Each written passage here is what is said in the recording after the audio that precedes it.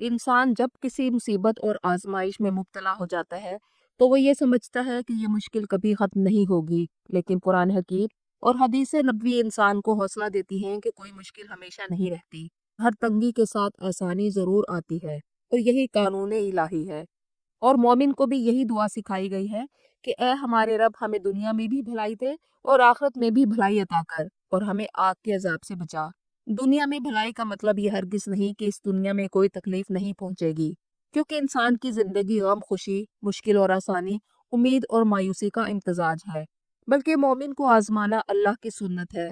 सूरत अल अनकबूत की आयत नंबर 2 में अल्लाह ने फरमाया कि क्या लोगों ने ये समझ लिया है कि वो सिर्फ ये कह देंगे कि हम ईमान ले आए और उन्हें आजमाया नहीं जाएगा। नबी करीम सल्लल्लाहु अलैहि वसल्लम ने फरमाया, अल्लाह जब किसी बंदे से मोहब्बत करता है तो उसे आजमाइश में मुब्तला कर देता है। दुनिया में सबसे ज्यादा अल्लाह के महबूब बंदे उसके रसूल हैं, और सबसे ज्यादा तकलीफें जिन्होंने उठाई वो भी अल्लाह के रसूल हैं।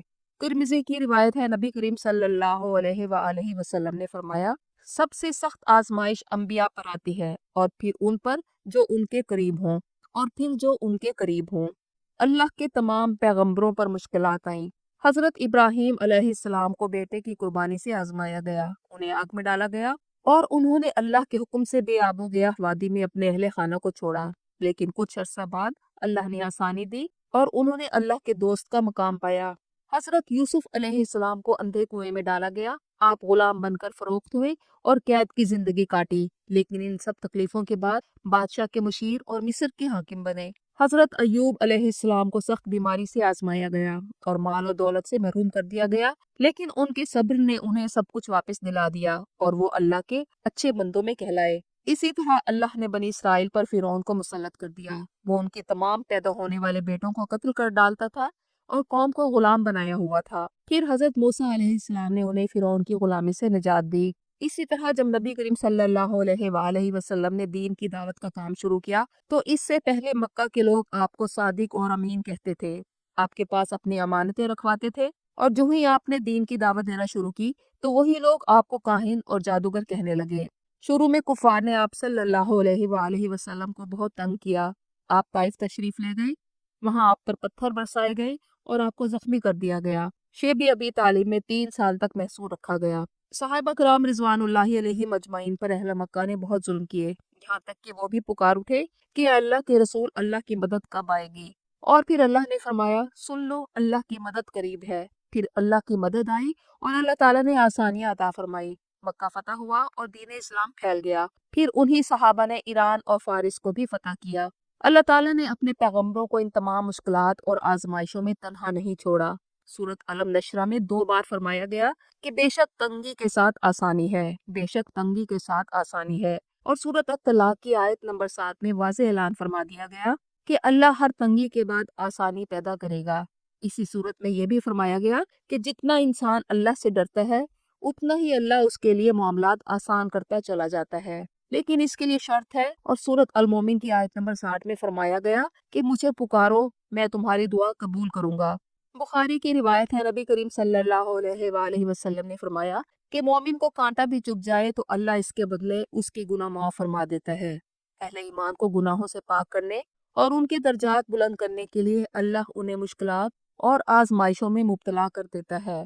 कोई मोमिन बंदे पर हर तकलीफ, सख्ती, बीमारी, तंगी अल्लाह की तरफ से मोहब्बत की अलामत है, बशर्ते कि वो सब्र करे। इन मुश्किलात की वजह से अल्लाह इंसान के गुनाह दूर फरमाएगा और इन मुश्किलात को उसकी दुनिया की जिंदगी में किए जाने वाले गुनाहों का कफारा बना देता है। और अल्लाह ताला किसी पर भी उसकी ताकत से ज्यादा बोझ नहीं डालता। और ये आजमाइश और बोझ कभी सजा नहीं बनते जब तक इंसान अल्लाह से दूर ना हो। अल्लाह तंगी से आजमाता है क्योंकि वो अपने बंदे के ईमान को मजबूत बनाना चाहता है, उसके दर्जात बुलंद करना चाहता है, उसे गुनाहों से पाक करना चाहता है और उसे अपनी रहमत के करीब लाना चाहता है।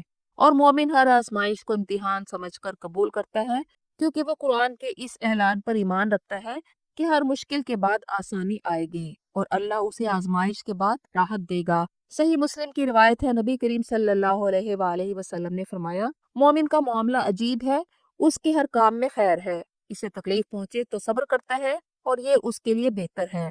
और अल्लाह की ये मदद इंसान के सब्र के साथ है। सूरत अल बकरा में अल्लाह ताला ने फरमाया कि हम तुम्हें खौफ, भूख और नुकसान से जरूर आजमाएंगे और सब्र करने वालों को खुशखबरी दे दो। और ये खुशखबरी क्या है कि अगर उन्होंने जिंदगी में आने वाली मुश्किलात, चाहे वो जिस्मानी बीमारी की शक्ल में आए या माली परेशानी की या कोई नेमत जो अल्लाह देकर वापस ले ले, उस पर सब्र करें और ये यकीन रखें कि ये सब अल्लाह की इज़्न से है और उम्मुल किताब में पहले से दर्ज है। इस कायनात को कोई पत्ता भी अल्लाह के हुक्म के बगैर हरकत नहीं कर सकता और हो सकता है इसमें अल्लाह ने अपनी हिकमत से कोई खैर रखी हो। जबकि अल्लाह ताला ने फरमाया कि हो सकता है तुम किसी चीज को नापसंद करो और उसमें तुम्हारे लिए खैर हो, और ये भी हो सकता है कि तुम किसी चीज को पसंद करो और इसमें तुम्हारे लिए शर हो। अल्लाह जानता है, तुम नहीं जानते। कुरान और हदीस इंसान को एक अजीम पैगाम देते हैं कि कोई मुश्किल हमेशा कायम नहीं रहती। अल्लाह का वादा सच्चा है। अगर मुश्किल, बीमारी और तंगी में सब्र किया जाए और ये यकीन रखा जाए कि इससे इंसान के दर्जात बुलंद होते हैं और ये तकलीफ उसके गुनाहों का कफारा बन जाएगी, तो मोमिन के लिए वो तकलीफ हल्की हो जाती है। एक मुश्किल के साथ कई आसानियां वाबस्ता होती हैं। सब्र, तवक्कुल और दुआ मुश्किल को आसान बना देते हैं। यूं मोमिन की जिंदगी में हर आजमाइश खैर और भलाई का जरिया होती है। लिहाजा एक मोमिन कभी मायूस नहीं होता। वो जानता है कि मायूसी कुफ्र है और ये अल्लाह का कुरान में वादा है कि आजमाइश के बाद आसानी जरूर आएगी।